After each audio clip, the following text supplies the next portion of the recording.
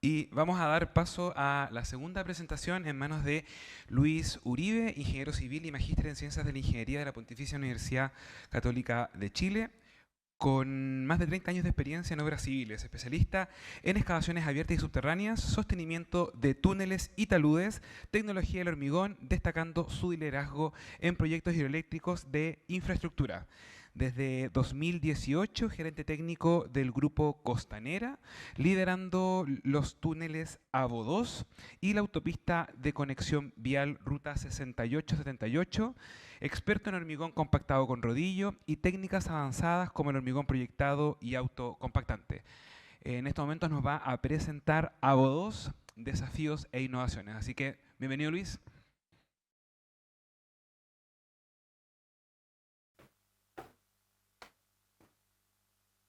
¿Escucha? Sí. Un poquito más inquieto, así que pedí micrófono inalámbrico. Bueno, primero agradecer al ICH por la invitación de representar a todo un equipo de trabajo que hoy día y noche está trabajando por llevar adelante AVO 2, así que les voy a tratar de mostrar un poco de qué se trata el proyecto, en qué estamos y, bueno, y los desafíos que un proyecto como este implica y las innovaciones que hemos involucrado para poder sortearlo de mejor forma. Bueno, el proyecto en sí es un proyecto de 5,2 kilómetros, son dos túneles paralelos que van más o menos entre Bilbao y Quilín, más o menos para que se ubiquen, pasando la Rotonda Grecia hacia el sur. De alguna manera une lo que ya está en operación de ABU1. A veces se confunde, no es la misma empresa, no es la misma concesión. ABU1 hoy día está en operación y lo que finalmente hace esto es terminar el anillo de circunvalación Américo Vespucio. O sea, el último tramo que falta es AVO 2 y con eso ya va a estar operativo toda esta importante vía de comunicación de Santiago. La capacidad son 12.000 vehículos por hora, también va a tener un sistema de tarificación como el que está operando hoy día en AVO1, que es diferente a los pórticos que normalmente conocemos. De alguna manera esta nueva concesiones se cobra entrada y salida, o sea, suena dos veces el TAC, uno cuando entra en un ramal y después cuando sale, por lo tanto cobra el kilómetro efectivamente recorrido. Bueno, uno de los primeros desafíos y un poco alineando con la presentación anterior, nosotros vamos debajo de línea 4, ¿ya? Eso es uno de los grandes desafíos del proyecto. El proyecto tiene mucha historia, primero partió como un viaducto, después partió con una opción, digamos, que involucraba muchas expropiaciones, deben acordarse que los vecinos hicieron una campaña importante para que este proyecto fuera subterráneo, y finalmente se llegó a esta solución, que es poder hacer dos túneles en un largo importante, paralelo a la línea 4 de metro, que hoy día además está operando y por lo tanto tenemos que asegurar que eso no se vea afectado. Tiene varias entradas y salidas, acá se ve un poco el diagrama de la entrada, una en Tobalaba, una salida en Simón Bolívar más o menos, otra entrada pasando la Raín, que es la avenida Belgrana, y de sur a norte tenemos algo así. Tenemos la entrada, digamos, oficial que se conecta por el otro lado con Vespucio Sur, así como yo comentaba que por acá nos conectamos con los túneles que ya están construidos de A1, por el otro lado nos conectamos con la autopista también que está en operación de Vespucio Sur. Siguiendo hacia el norte tenemos la entrada en la zona de los orientales y después ya solamente una salida en Tobalaba donde van a haber dos opciones, una enfilar por Tobalaba hacia el oriente o saliendo hacia el eje de Américo Vespucio casi a la altura de la Luciérnaga un poquito antes de Bilbao. ¿Ya? Como comentaba, cada una de estas entradas tienen tarificación en la entrada y la salida. Aquí un poco la composición del perfil estratigráfico del proyecto, ¿cierto? Muy parecido a lo que Metro ha tenido todos estos años con la experiencia de NATM, nosotros también la construcción es con NATM principalmente y con otras metodologías que también les voy a ir comentando. ¿Sí?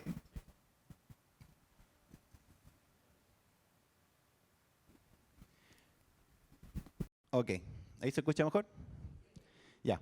Entonces, bueno, como es en nuestro Santiago, tenemos la primera y la segunda depositación de Santiago. Nosotros principalmente, el trazado del proyecto va en la primera depositación, principalmente la grava, que son muy competentes acá en Santiago, pero pasado hacia el sur, pasado ya la zona del eje Larraín o Irarrázaval, nos encontramos con varios conos de deyección que están asociados a derrames que se dan, depósitos de derrame que se han producido de aluvionales, y ya ahí la cosa un poco se complica, porque obviamente tenemos zonas que se deforman un poco más con la cantidad de finos que presenta la composición de suelo. También se hizo un estudio importante exigido durante el proceso de evaluación ambiental con respecto a lo que era el estudio hidrogeológico. Acá se ve un poco el resultado final, ¿cierto? Ahí tenemos el trazado de la rasante del proyecto, y como se ve, esto es un estudio con varios años de estadística, se ve que estamos bien arriba de la napa freática. Esto también lo coloco porque obviamente acá en la zona de AU1 la napa está más alta, y bueno, con lo que ocurrió en AU1 es un poco entendible con la condición que ha tenido, porque obviamente está más cerca del río Mapocho y por lo tanto carga más la napa. Nosotros estamos en una condición un poco más favorable, ¿cierto? Más alejado de la cota piezométrica histórica que ha tenido este sector donde está emplazado el proyecto. Aspectos generales del diseño, ¿ya? En general, el proyecto son, como conocemos, proyectos basados en la metodología NATM, ¿ya? Nuestro proyecto, la mayoría se basa en un sostenimiento de marco metálico de diferentes espaciamientos, dependiendo de la condición, si es grava o cono de eyección, y reforzado con hormigón proyectado con fibra estructural, ¿ya? El criterio también tuvo que tener presente una exigencia que también nos impuso MOP y Metro con respecto a un sismo reducido. O sea, nos dijeron, bueno, ¿qué pasa si hay un sismo mientras usted está haciendo el sostenimiento? Normalmente estos proyectos tienen una fase de sostenimiento y después una fase de revestimiento final, que es el revestimiento que opera cuando puede haber un sismo de operación. Bueno, acá nos exigieron que teníamos que tener un sostenimiento que resistiera un sismo, y eso se le llama un sismo reducido, ¿ya? Y por lo tanto se impuso una condición de diseño para una probabilidad de un sismo de un 10% para un periodo de retorno de 2 años.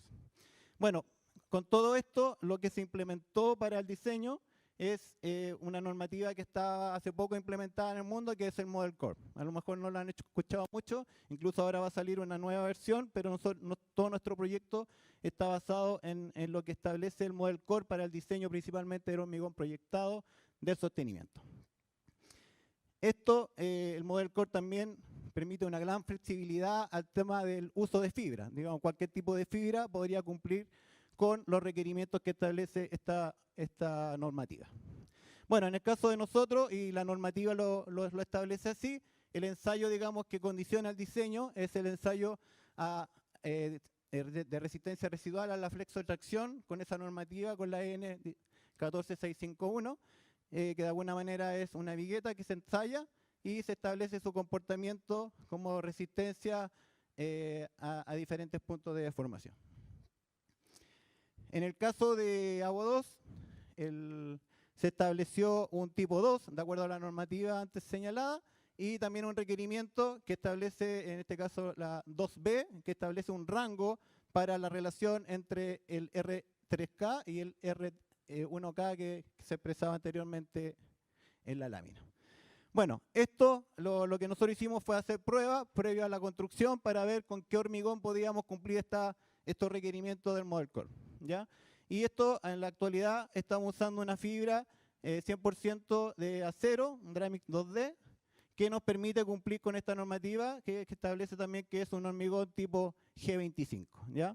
Igualmente hemos hecho pruebas con otros tipos de fibra, con mezclas de fibra, pero hoy día lo que no se nos ha autorizado es usar esta fibra con 25 kilos por metro cúbico.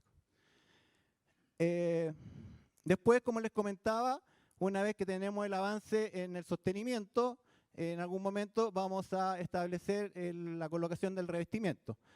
Como señalaba anteriormente, el diseño del sostenimiento que se diseñó con una probabilidad de un sismo reducido de 2 años, por lo tanto nosotros tenemos hasta 2 años para colocar el revestimiento definitivo del proyecto.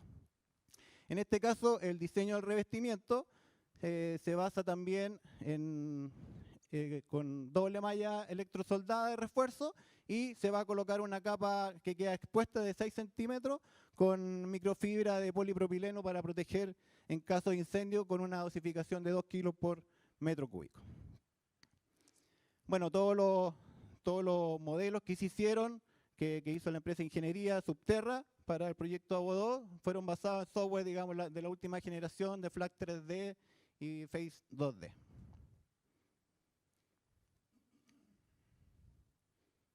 No me avanza.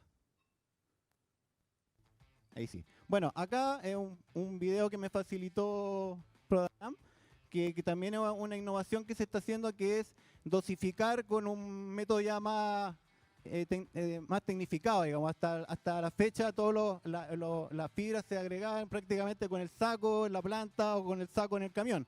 Ya en el proyecto ABO 2, afortunadamente, se ha tenido la posibilidad de implementar esta tecnología de un dosificador automatizado que a partir de un proceso de vibración va entregando el peso exacto, digamos, de la fibra que se requiere para nuestro hormigón proyectado, ¿ya? Esto también es una innovación obviamente para el proyecto y para la industria, así que me parecía interesante mostrarlo, porque esto también genera que estamos pesando lo que necesitamos, lo que el proyectista de alguna manera estableció que tenía que tener nuestra mezcla para cumplir con los requerimientos de resistencia y de expertise en el tiempo.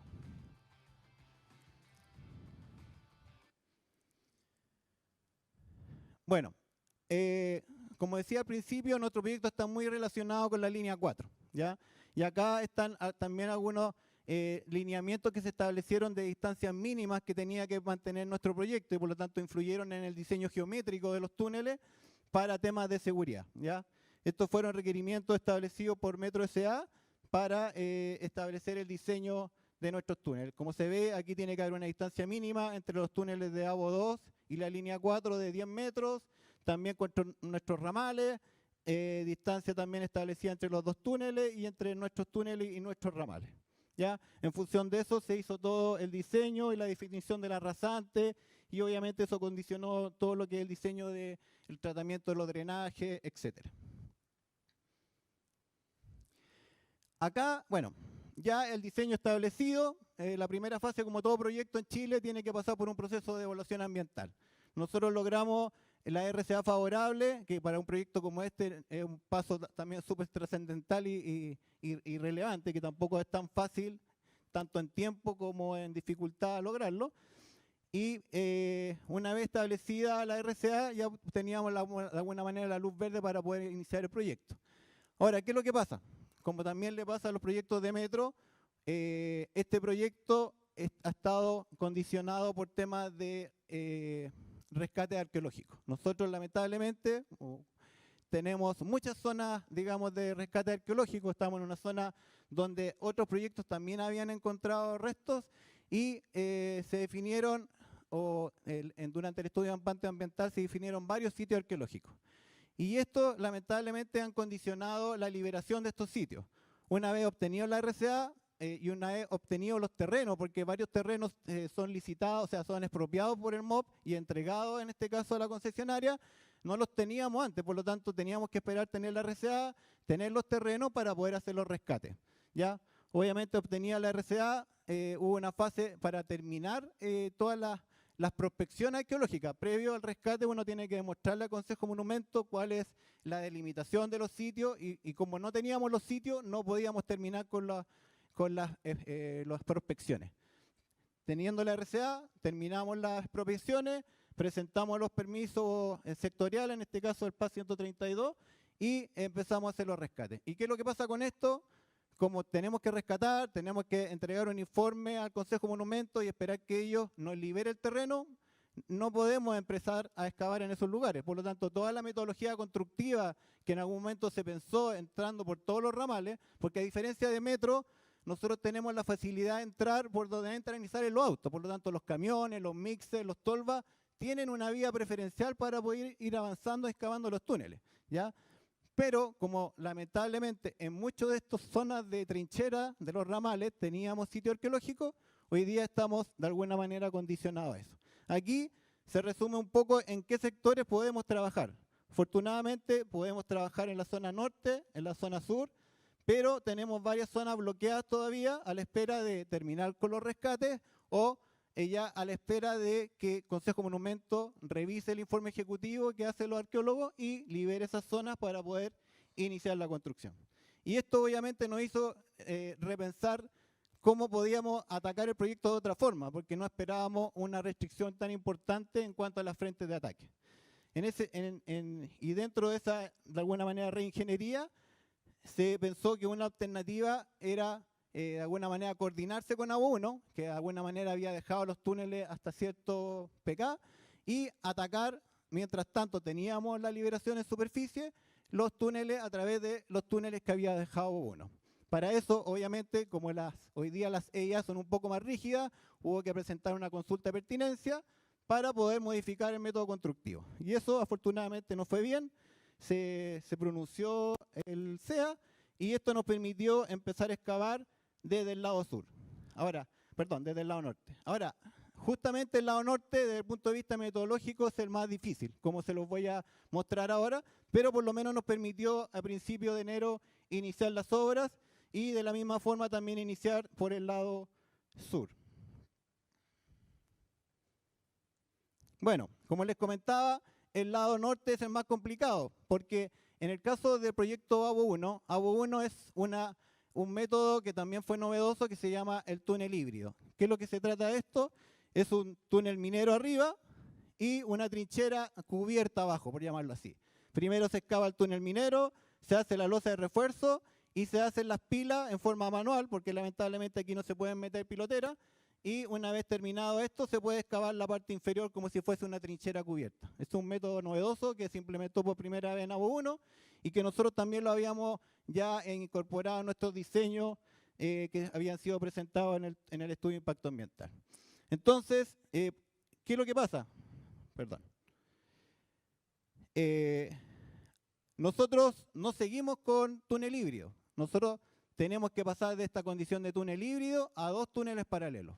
Y para eso, de alguna manera, tenemos que ir separando los túneles y, de alguna manera, en algún momento, dejarlos paralelos a una misma cota. ¿Cómo hacemos esto? Bueno, aquí viene un poco la innovación. Tenemos una zona que le llamamos el túnel híbrido, donde el túnel, de alguna manera, se va abriendo en sección y llega a una zona de transición que le llamamos el túnel alemán, ¿ya? Este túnel alemán, ¿por qué se llama así? Porque la sección es tan grande que ya el método NATM no nos daba desde el punto de vista del diseño estructural.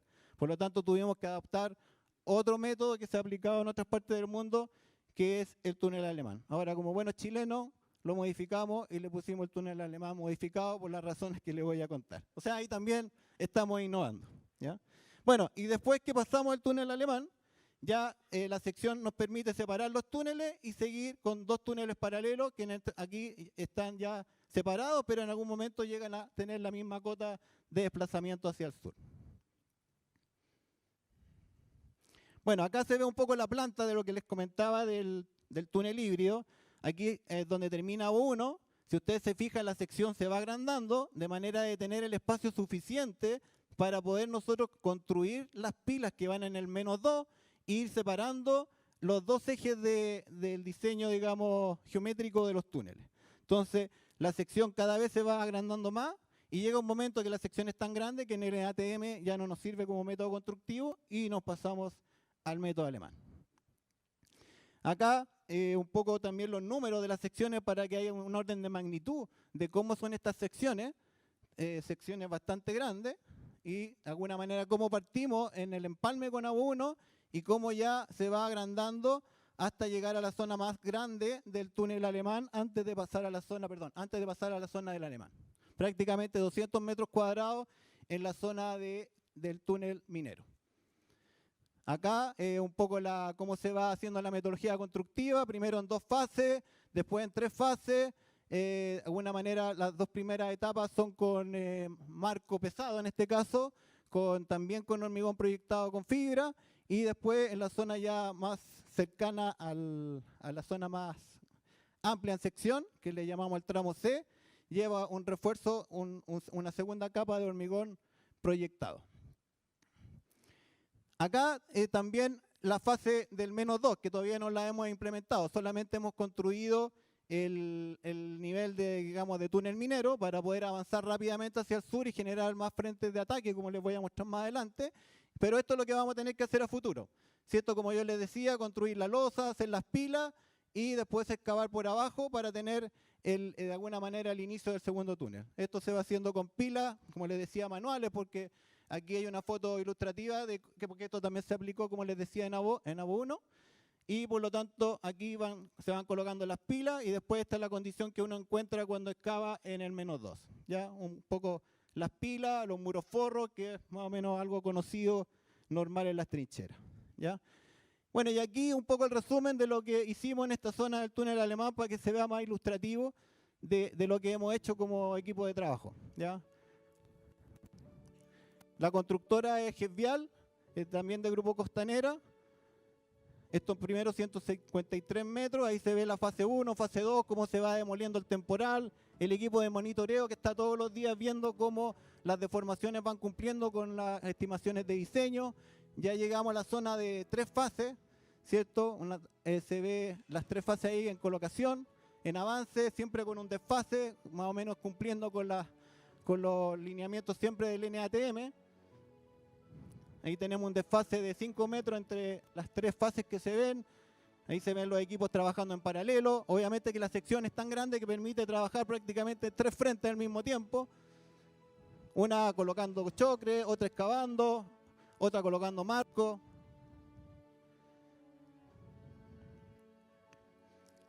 Todo con equipo mecanizado. Aquí también hemos implementado los últimos equipos en tecnología de RoboShop. Tenemos el WebCap 4 e incluso el WebCap 5, que creo que es uno de los pocos que hay acá en Chile. Eso también nos ha implicado un desafío para poder capacitar a nuestros hombres de RoboShop, que no hay mucha experiencia en el manejo, teníamos más bien pitoneros, por lo tanto eso también implica un desafío para este proyecto y para los que vengan de cómo capacitar para tener buenos hombres que manejen este equipo que se ve ahí en funcionamiento. Y obviamente con un diseño adecuado de mezcla, porque esta mezcla que lleva fibra necesita un diseño, digamos, bien hecho para que sea confiable y para controlar el desgaste de los equipos. Bueno, ahí ya un poco terminando la fase del túnel híbrido, ya tenemos nuestro tímpano final. Y aquí viene la otra fase, digamos, que vamos llegando a la zona del túnel alemán, que es una de las grandes innovaciones de este proyecto. Bueno, otro desafío que tuvimos y en toda esta reingeniería que hicimos dijimos, bueno, ¿cómo tratamos de avanzar hacia el sur con los túneles expresos sin que esto sea un cuello de botella? Bueno, entonces acá lo que se hizo fue, en conjunto con el diseñador, la concesionaria y la constructora Gesvial, nos sentamos a pensar, bueno, ¿qué hacemos? Lo que se pensó, dijimos, bueno, hagamos un túnel bypass, llamémoslo así, que permita bypassear toda esta zona, tanto de la última fase del túnel híbrido y del alemán, de manera que los túneles expresos puedan seguir avanzando mientras yo construyo el sector del alemán. Entonces, bueno, se hizo eso, se modificó el proyecto y se hizo esta galería de acceso que le llamamos nosotros al túnel expreso poniente. Esto se terminó y eso nos permitió abrir una frente de ataque que sigue avanzando hacia el sur. Y para poder construir el alemán se hicieron galerías laterales y una galería de clave que nos permite hacer la excavación con el método alemán modificado que les voy a explicar a continuación. Bueno, para poder llegar a la zona del alemán se hicieron 2 galerías laterales y una de clave. ¿Por qué se requiere esto? Porque el método alemán principalmente lo que hace es generar una gran cúpula, ¿ya? Como si fuese una especie de marco gigante que en vez de construirse con marcos se hace con costillas, ¿ya? Una gran costilla, que es lo que se ve aquí, que forma esta gran cúpula de esta gran sección. Y para poder construir estas costillas se requiere un acceso desde la clave, que es esta galería de clave, que permite excavar hasta las galerías laterales y llenar de hormigón esta gran cúpula. Y estas costillas, que son de 2,2, se van haciendo una al lado de otra hasta conformar una cúpula gigante. Ahí se ve un poco la sección, como se ve ahí, son prácticamente más de 300 metros cuadrados en la zona del menos 1 y en la zona inferior, que también se va a hacer muy similar al túnel híbrido, con pilas, digamos, laterales, hechas desde la misma galerías laterales para conformar el revestimiento o el sostenimiento del nivel menos 2. ¿Ya? Esto también son pilas hechas a mano. Hoy día prácticamente se está terminando esta fase. Del lado oriente tenemos casi terminadas las pilas, con lo cual podemos empezar a romper las costillas y empezar a hormigonarlas. ¿Ya? Aquí está un poco la innovación de lo que se hizo de la modificación del alemán original. ¿Qué es lo que hace el alemán original? Esta zona reforzada inferior se hace con varias galerías, ¿ya? O sea, se van haciendo una galería arriba de otra, lo que obviamente es mucho más tedioso, ¿ya? Y nosotros, ¿qué es lo que hicimos? Fue reemplazarla por pilas de dimensiones importantes, de manera que toda esa parte que queda soportada originalmente en galerías, como el método original, se hace ahora a través de pilas hechas a mano y hechas también dentro de una misma galería. El proyecto original consideraba estas pilas hechas desde la superficie, con lo cual implicaba hacer desvío en superficie y por lo tanto generar un mayor impacto en el entorno. Afortunadamente eso se eliminó, se hizo una galería más alta para poder de alguna manera excavar. Como se ve acá, se hace esta galería más alta porque también hay que colocarle enfierradura a estas pilas. Aquí se ve un poco el proceso, cómo vamos construyendo la galería, después hacemos la pila, hormigonamos la pila, vamos subiendo con el sostenimiento para rellenar con hormigón y armadura la galería lateral, para que esa galería lateral también va a soportar la losa que va a separar el nivel superior del inferior, y vamos hormigonando después el proceso de las costillas, que es el proceso que justamente estamos hace un mes y medio ya excavando. Acá un poco también cómo se ve finalmente la cúpula que yo les comentaba, que es el tramo del alemán de estos 80 y tantos metros, y cómo ya se va conformando todo el sistema después para ejecutar las pilas centrales, porque aquí ya el túnel se empieza a separar, ahí se ven las 3 pistas arriba, las 3 pistas abajo, y por lo tanto aquí colocamos una pila central que nos permite recuperar un espacio aquí libre donde lo vamos a usar para estacionamiento de vehículos de emergencia, y también esta sección, como también es bastante grande, acá también nos sobra un espacio y que vamos a instalar equipos de ventilación. O sea, estamos aprovechando todos los espacios disponibles que de alguna manera nos permite esta excavación. Bueno, y acá un resumen de lo que llevamos, también un poco ilustrando lo que llevamos hace casi, digamos, 2 meses. Estaba el tímpano final que yo les mostraba de la fase C del híbrido. Se hicieron la galería, esa es la galería, digamos, de clave que está a punto de empezar. Ahí ya se ve la galería que yo les comentaba, bypass, que nos permitió seguir avanzando hacia el sur, bypaseando esta zona. Se ve la galería laterales, la lateral oriente, ahí ya se ve la de clave. Aquí se ve la galería de acceso al túnel expreso o bypass, para que se entienda mejor. Y la otra galería poniente. Como se ve, es un desafío bastante importante, se ve bastante, llamémoslo queso suizo ahí, pero afortunadamente todo ha salido bien, las deformaciones han estado dentro de lo esperado, de los modelos, y por lo tanto vamos avanzando a paso firme.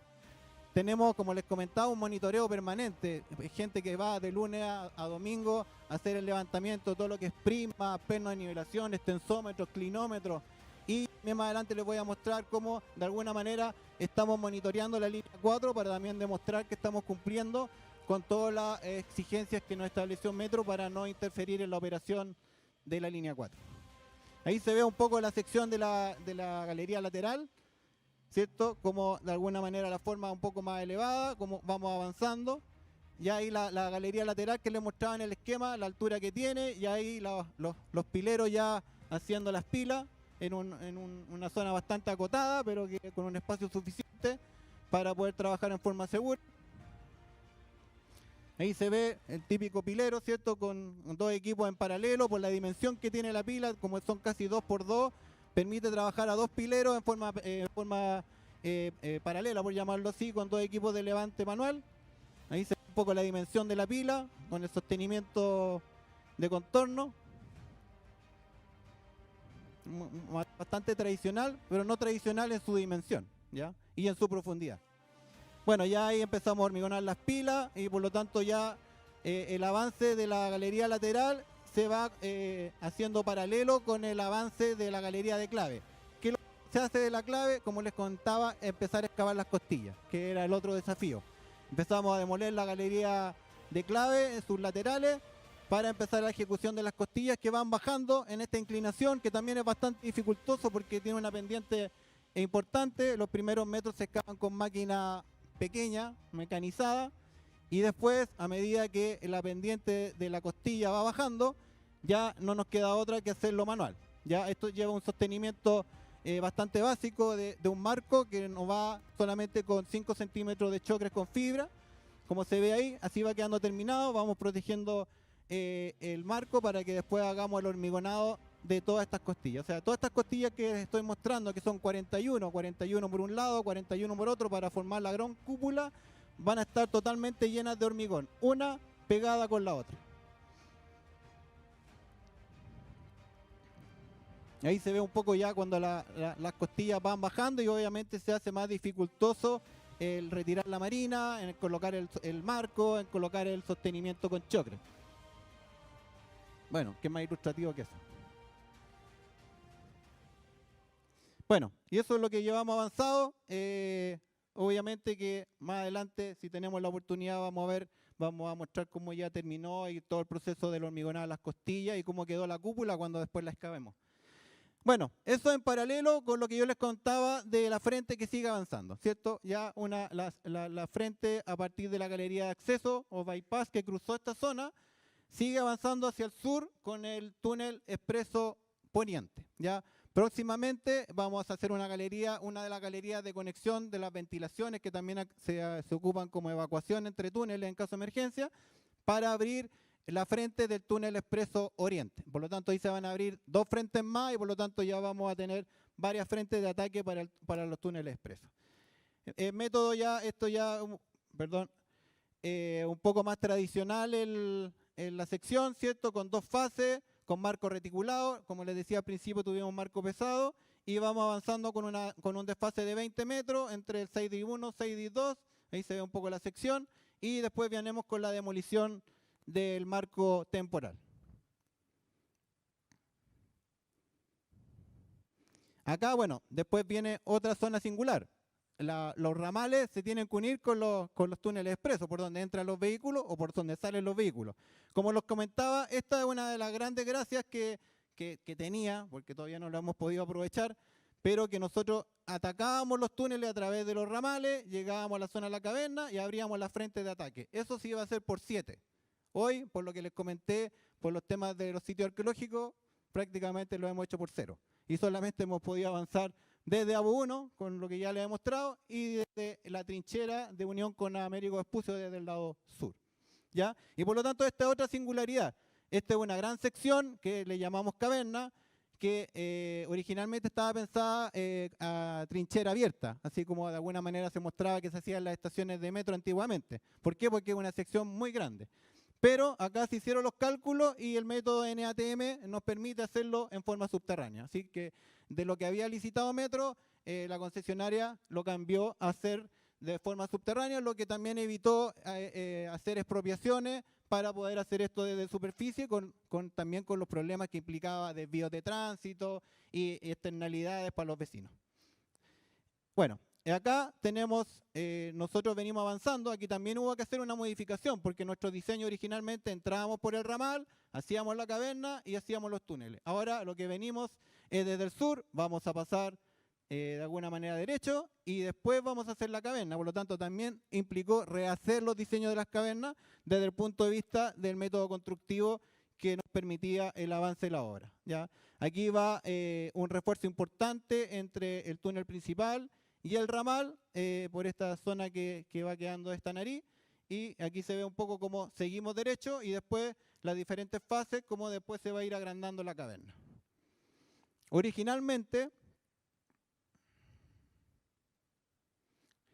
bueno, aquí se ve la otra fase, ya cuando venimos completando la caverna y cómo de alguna manera se abre la frente una vez cruzada esta zona singular.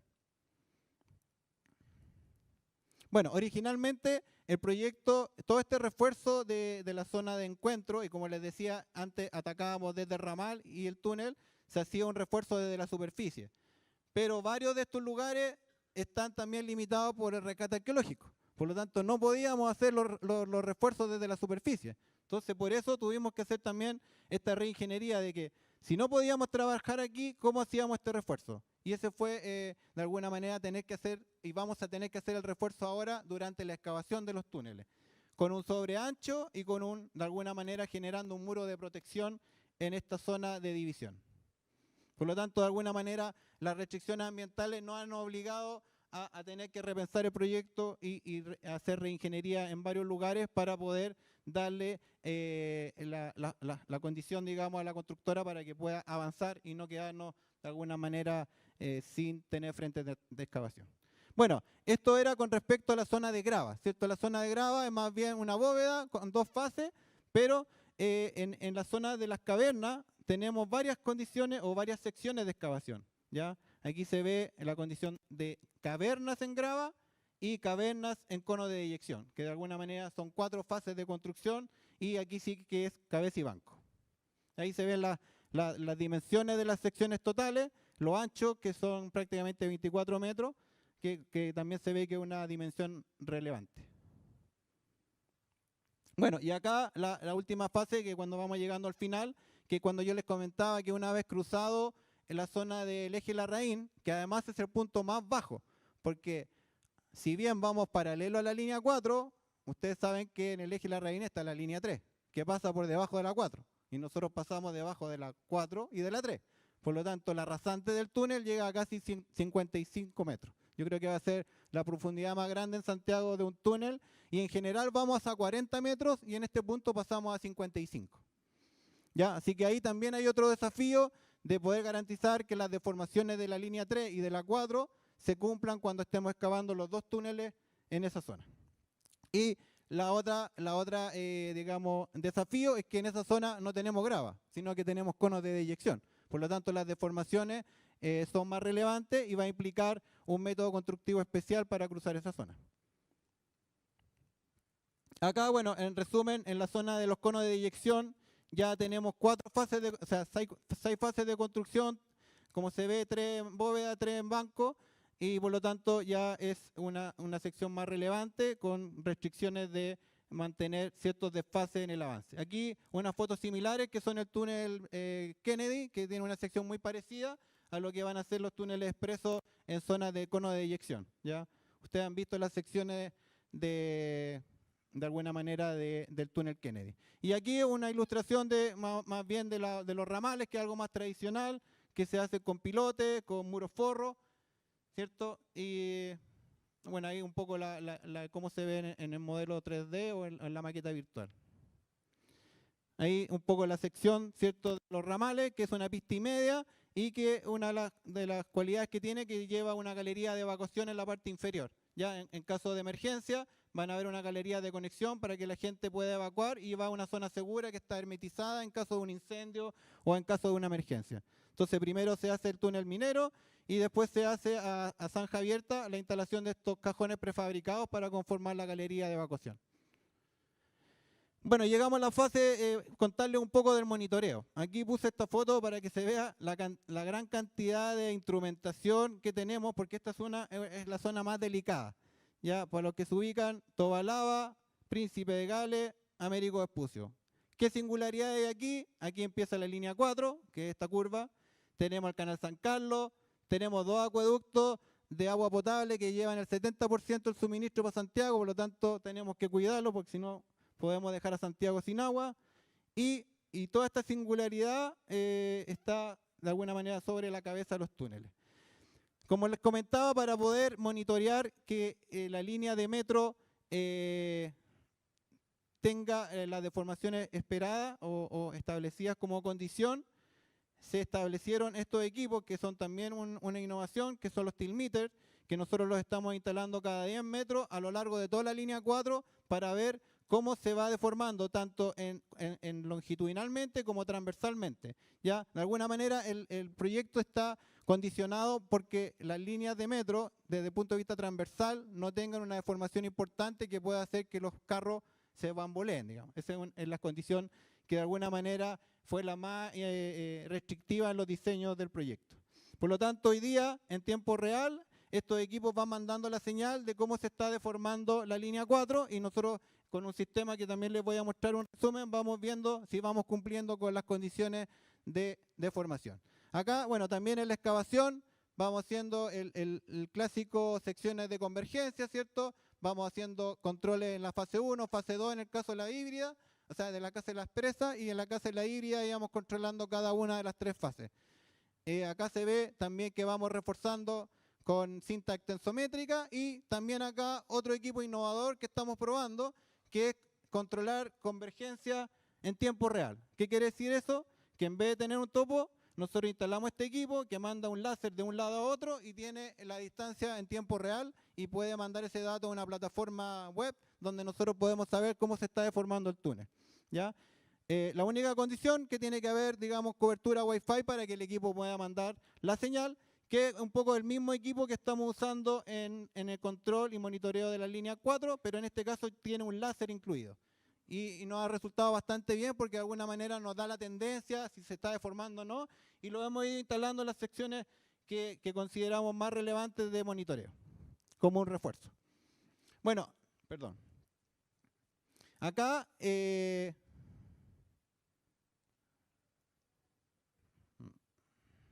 sorry. Esta no me parte. No sé si le puede dar un enter. Esta era una...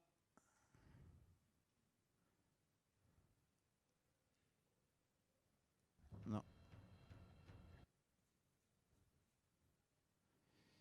Bueno, voy a hacer el último intento. Se puede volver una atrás, en donde esa, y no sé por qué no se ve el video. Bueno, este era un video acelerado de cómo está la plataforma desarrollada por Geosinergia, que fue la empresa que contratamos para el monitoreo, que también tiene mucha experiencia, ha trabajado mucho también con Metro, por eso también le elegimos por la experiencia que tenía. Y de alguna manera en esta plataforma online uno puede acceder a toda la instrumentación. De alguna manera el video, si es que se podía ver, mostraba cómo uno puede ir navegando, puede ir pinchando cualquier tipo de instrumento y ver en la plataforma directo la gráfica, los datos y obtener, incluso bajar la información, descargarla. Bueno, no se pudo ver, vamos a ver el último video que es un poco mostrarles en qué va el avance del túnel Expreso Poniente, si es que parte. ¿Me lo aseguraste, Milenko? Bueno, partió. Bueno, como también habíamos mostrado cuando empezamos a hacer las galerías laterales, aquí este video muestra cómo avanzamos por el bypass, ¿cierto? Hicimos esta galería central que nos permite abrir una frente al otro lado del sector del Alemán, una galería, ¿cierto? Tiene las dimensiones para que pasen los equipos y echamos a andar la frente del túnel Expreso Poniente, ¿cierto? Aquí tuvimos que ya empezar con la fase de Sidrid 1, ¿cierto? Ya probando los equipos, probando también a los nuevos equipos de mineros, digamos. Tuvimos que formar equipos de mineros en las diferentes frentes y aquí ya se va abriendo el Sidrid 2, ¿cierto? Con el muro temporal. Los equipos, como les decía, de última tecnología en cuanto a Rob Shop, los Wetcred 4 y 5, ya empezamos a avanzar hacia el sur. Se va demoliendo el temporal, ¿cierto? Manteniendo siempre un desfase de 20 metros entre la fase 1, fase 2 y la zona de demolición.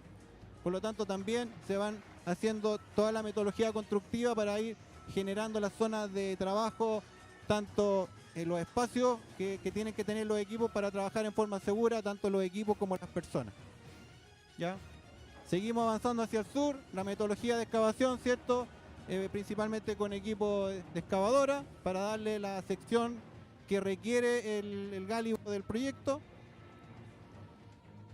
Se van colocando los marcos, este es el Sidrid 1, se nivela y después se va colocando el chocre, como les decía, marco reticulado y hormigón proyectado con fibra.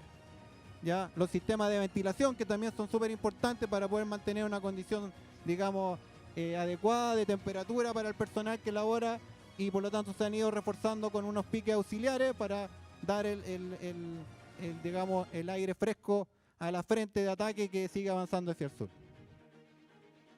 Y ahí ya una visión general, como se ve que el túnel va avanzando rápidamente, obviamente en la zona, digamos, de del túnel expreso hemos superado los 3 metros día a 2 turnos y noche las 24 horas. Aquí no tenemos restricciones ambientales porque como estamos a 40 metros, afortunadamente no tenemos ni ruido ni vibraciones en la superficie, que son normalmente las restricciones que imponen los estudios de impacto ambiental. Bueno, lo mismo el suministro de hormigón con uno de los auspiciadores veo, y como los equipos robotizados, ¿cierto?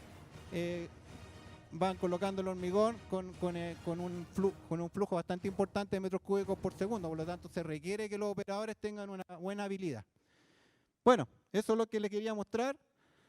Y les voy a pedir un minuto más, porque como en mi calidad de director del CETES, también pedí autorización para dejarlos invitados al otro mes a el encuentro latinoamericano que estamos organizando como CETES Chile. Este es un desafío que nos impusimos. Quisimos juntar a todas las asociaciones de Latinoamérica y hacer como un cónclave para saber cómo estamos como Latinoamérica y cuáles son las proyecciones como obras subterráneas y espacios subterráneos a nivel latinoamericano. Sí que tenemos confirmado prácticamente las asociaciones de todos los países relevantes de Latinoamérica que van a venir a mostrar en qué están ellos, cuáles son sus desafíos en los próximos años. Y como ven, también tenemos varios auspiciadores que van a estar con su staff mostrando sus proyectos, así que quedan todos invitados estos 3 días. El último día está programado visita a terreno. Afortunadamente tenemos invitamos a 3 empresas que son relevantes en el ámbito de obras subterráneas. Está Metro S.A., va a estar su gerente dando una charla magistral, también va a estar la ministra del MOP también dando una charla magistral, y Máximo Pacheco por Codelco. O sea, va a estar Codelco, el Ministerio de Obras Públicas y Metro, que consideramos que son las 3 empresas más relevantes en lo que tiene que ver con obras subterráneas en Chile. Y el último día, en estas 3 empresas, Codelco, Metro y en el caso de MOP, a través de AVO2 también, vamos a tener visitas a terreno. O sea, ustedes se van a poder inscribir en una de las 3 visitas para conocer la obra de Metro, de AVO2 o de Codelco Teniente. Así que va a estar bien interesante. Los dejo invitados, ojalá puedan participar. Muchas gracias por la atención.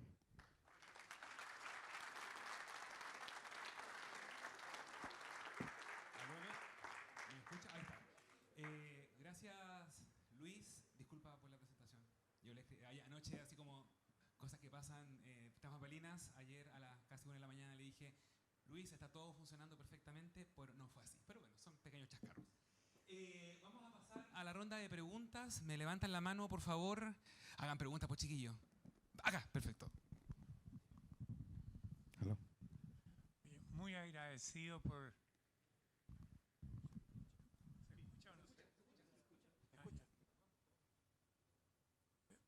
El programa de construcción, ¿cuándo tienen estimado que termina el avance?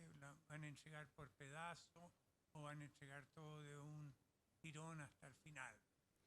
Bueno, como comentaba, el programa original eran 59 meses, ¿ya? Ese programa estaba basado en poder atacar a través de los 7 ramales o de las 7 trincheras, avanzando con las trincheras y abrir varias frentes de ataque en los túneles expresos, cosa que, como les comenté, no fue posible, ¿ya? Hoy día, con la reprogramación, entrando a través de ABO1 y entrando a través del lado sur, a través de la autopista Américo Vespucio Sur, hoy día creemos que al menos tenemos 6 meses de atraso, porque además tenemos una incertidumbre, porque los tiempos de Consejo Monumento no son muy estimativos, son de una incertidumbre gigantesca. A pesar de que, como ustedes saben, el tema de la permisología, afortunadamente para nosotros, estaba en el tapete, y los tiempos de respuesta de 7 meses o 8 meses, que yo sé que Metro los sufrió, hemos pasado a 2 meses, incluso menos, lo cual para nosotros es algo espectacular. Ahora esperemos que se siga cumpliendo para los siguientes informes, pero también hay una incertidumbre en los rescates. Cuando uno está haciendo rescate arqueológico, empieza a hacer los rescates que están aprobados por Consejo, pero se encuentra con nuevos hallazgos. Por lo tanto, esos nuevos hallazgos implican más pozos o más profundidad, y cada vez que uno profundiza, el tema se hace más demoroso. Por lo tanto, tenemos la incertidumbre de los rescates y de los tiempos de liberación de los terrenos de Consejo Monumento. Hoy día creemos que al menos tenemos un impacto de 6 meses. Esto, bueno, empezamos a principios de enero, son más bien 5 años, por lo tanto se esperaba terminar a fines del 2029. Muchas gracias. No sé si habrá otra pregunta, porque yo tengo una. Bueno, mientras alguien se pone con más con algunas preguntas con respecto a ti, hablabas, Luis, de la profundidad o el desafío que es pasar por debajo de línea 4, línea 3 en la zona de Plaza Egaña. ¿Cuáles son como los principales desafíos desde el punto de vista constructivo y de las solicitaciones que debería tener el hormigón proyectado en esa zona? Bueno, en esa zona vamos a pasar con una metodología bastante particular. Vamos a pasar incluso con marco pesado, placas Bernol, que también entiendo que es una metodología que ha aplicado Metro en cruces, digamos, con baja cobertura. Si no me equivoco, fue algo parecido entre línea 3 y línea 1. Y por lo tanto va avanzando en un pase bastante controlado, ¿ya? De 0,75 a 1 metro de avance. Ahí, de alguna manera, vamos a tener que colocar un hormigón entre las placas Bernol y la excavación, un hormigón, digamos, convencional, por llamarlo así, para conformar un hormigón más masivo. Así que en esa parte el hormigón proyectado más bien va a ser para el revestimiento. Pero en general, como decía, nuestro hormigón proyectado con fibra tiene que cumplir con este requerimiento en general de toda la obra, incluyendo la que tú me preguntas, del Model Corp, ¿ya? De esta resistencia residual, que también yo sé que es un ensayo que acá en Chile no, incluso hay 1 o 2 laboratorios que lo hacen, que también ha sido otra de las dificultades. Afortunadamente tenemos un laboratorio que en este caso es JJ, que tiene un equipo bastante moderno, que nos ha permitido hacer los ensayos y demostrar que estamos cumpliendo con las exigencias, ¿ya? Pero yo creo que el desafío más grande, aparte de esta digamos, diseño de un hormigón proyectado con fibra, está en el monitoreo, ¿ya? En cómo de alguna manera aseguramos que las deformaciones de la línea 3 y de la 4 cumplan con los requerimientos, y para eso, como comentaba, tenemos un refuerzo importante en la línea 3 y 4 en esa zona, que es una cadena MEMS que le llamamos, que son estos mismos steel meter, pero en vez de espaciado a 10 metros, van a 2 metros. Con lo cual hay un control bastante exhaustivo de cómo se puede ir deformando, ya sea la línea 4 o la línea 3 en forma longitudinal, y como también comentaba, en forma transversal.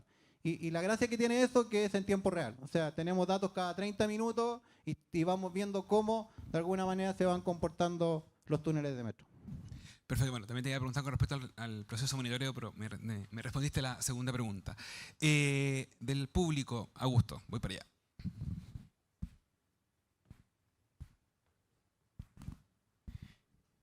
Muchas gracias por la presentación. Primero un aviso. Respecto a el ensayo de la viga con muesca, ya tenemos una norma chilena que es copia de la norma europea, y eso es básicamente porque también estamos tratando que en el área de edificación nos vayamos por la línea europea en el caso del cálculo o el diseño de estructuras.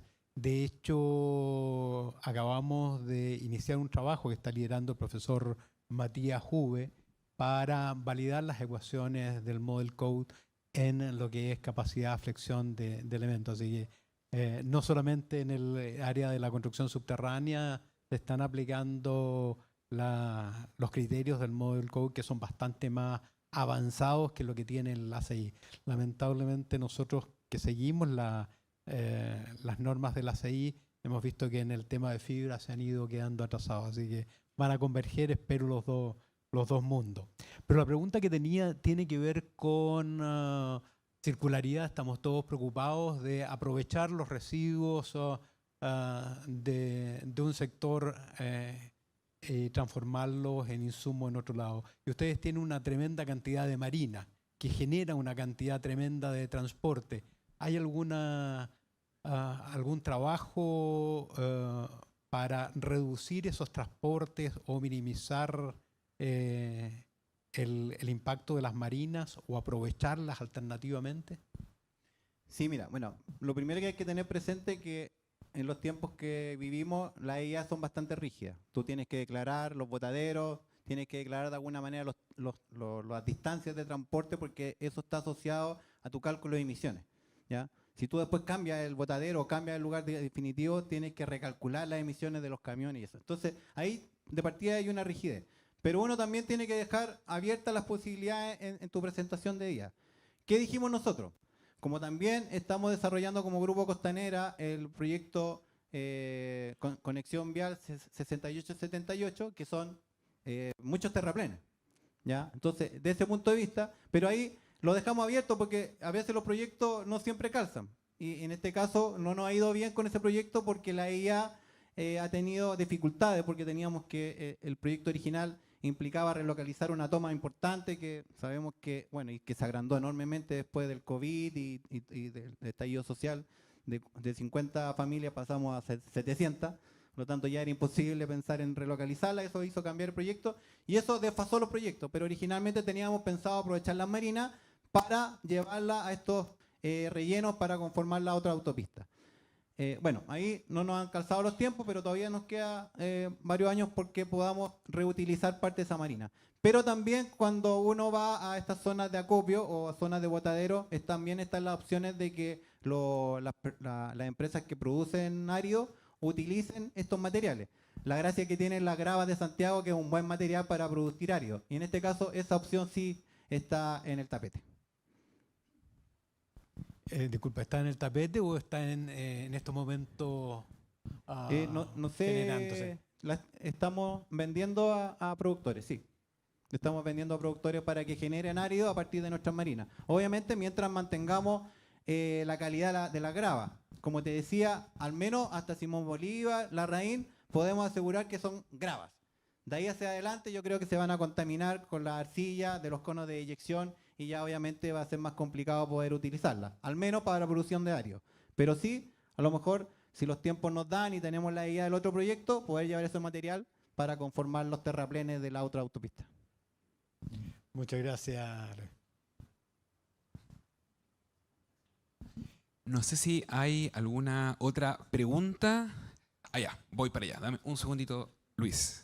Sí, quería, antes que se me olvide, entiendo que ahora hay una charla también de uso de fibra mixta, ¿ya? Y mañana también hay una charla que va a mostrar un estudio de comportamiento CRIP de diferentes tipos de hormigón proyectado con fibra mixta. Eso también es algo que hemos estado innovando en este proyecto y que estamos de alguna manera tratando de impulsar su aplicación en la construcción de Agua 2.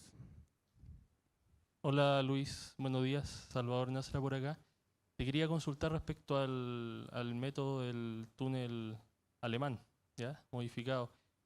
Tú muestras 3 galerías. La galería central, por donde se excava hacia las laterales y tú haces un refuerzo que hormigonas, ¿no es cierto? Sí. ¿Ese refuerzo cada cuánto va? Es una costilla al lado de otra.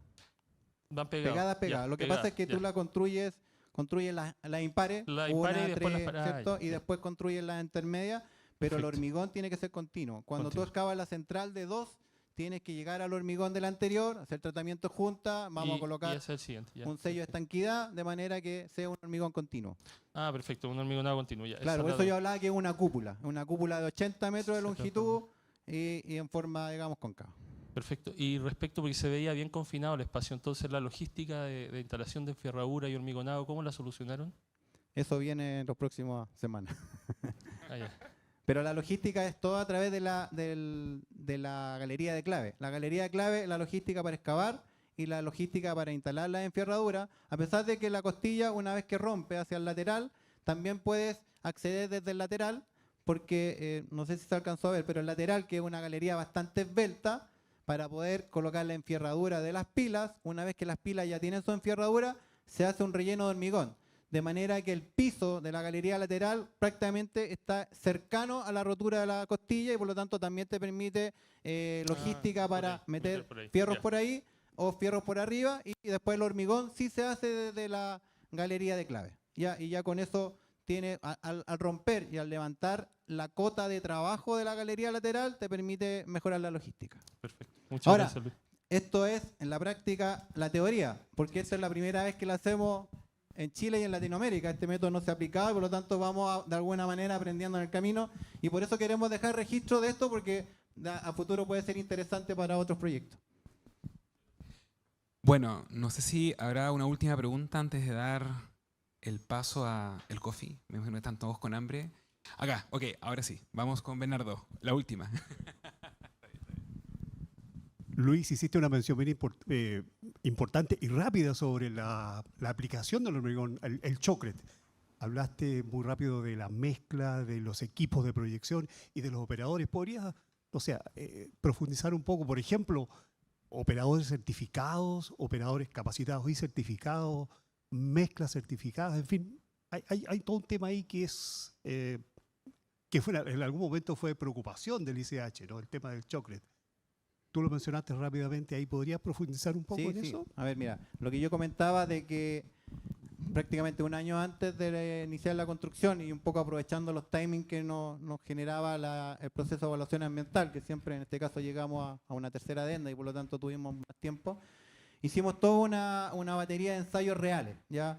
Ustedes saben que Yayay tiene una especie de túnel falso donde probamos diferentes tipos de mezclas. Mezclas con hormigón proyectado con fibras mixtas, con diferentes proveedores. Invitamos a todos los proveedores porque también había que elegir al mejor proveedor. Por lo tanto, todas las empresas de mixer, digamos, participaron en las pruebas y obviamente que teníamos la posibilidad en el mismo laboratorio de hacer las pruebas que son las que estableció el diseño, que en este caso es la resistencia residual. Por lo tanto, ahí se probó la calidad de las mezclas, se probaron también con los primeros equipos. En ese tiempo no teníamos todavía los wet crepe que ya habían sido daba la orden de compra, pero no habían llegado todavía a Chile. Después, obviamente, cuando empezó la obra, tuvimos que empezar a calificar principalmente en pruebas de actitud, que es lo que normalmente se hace, ¿cierto? Panel lateral, panel sobre cabeza, para ver si los operadores, porque ¿qué es lo que tenemos un poco en Chile? Tenemos pitoneros, ¿ya? No tenemos gente, o tenemos muy poca todavía, de que maneje RoboShop. Entonces, de alguna manera, los pitoneros que de alguna manera tienen una experiencia en el manejo del hormigón proyectado, tuvieron que de alguna manera hacer un upgrade de tecnología. Y de alguna manera estas pruebas de actitud lo que nos demuestran si saben colocar el chocre, si saben manejar de alguna manera las nuevas funciones que traen los equipos, porque los equipos también traen funciones automáticas, de giro, de mantener la distancia. Y en ese sentido hemos hecho pruebas de actitud, ¿ya? No hemos hecho certificación propiamente tal. Pero sí tenemos un apoyo de la empresa Pullmeister, ¿cierto? Que está de alguna manera permanentemente viendo que los operadores sepan manejar los equipos, entrenarlos de manera que sepan usar toda la funcionalidad del equipo. Una es el joystick, una manejar los paneles electrónicos, que a veces los viejitos se marean un poco con tanto botón. Entonces eso también es parte del aprendizaje. Y yo creo que lamentablemente con el tiempo, a medida que se vaya automatizando cada vez más, Metro también ocupa equipos robotizados, RoboShop. Entonces yo creo que cada vez esa área se va a ir profesionalizando, digamos, ¿ya? Y vamos a tener después una lista importante de personas que va a estar de alguna manera calificada y además con experiencia real, ¿ya? Pero sí no hemos avanzado en la certificación. Por ejemplo, yo sé que hay cursos de EFNAR y eso, no hemos avanzado en eso, sino que nos hemos basado en mantener pruebas de actitud, en el seguimiento de ello, corrigiéndolo, porque obviamente no todos son perfectos y tenemos que ir permanentemente apuntalándolo, y también con el apoyo de Pullmeister, que es el proveedor de los equipos. Muchas gracias, Luis. Muchas gracias a todas las preguntas que hubo. Y vamos a dar un pequeño break